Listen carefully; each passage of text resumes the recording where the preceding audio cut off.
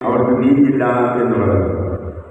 അവൻ അവളോട് ചോദിച്ചു, സ്ത്രീയെ, എനിക്കും നിനക്കും എന്ത്?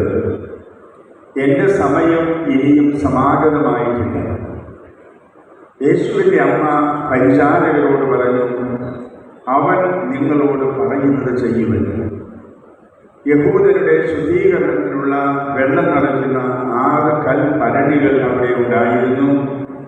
അതിൽ ഓരോന്നിലും 2 or 3 അളവ് വീതം കൊള്ളുമായിരുന്നു.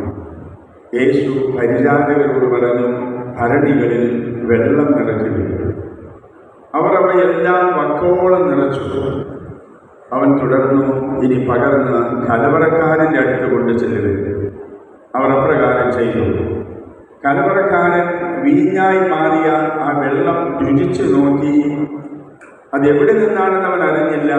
വെള്ളം കോരിയ പരിചാരകർ അറിഞ്ഞിരുന്നു.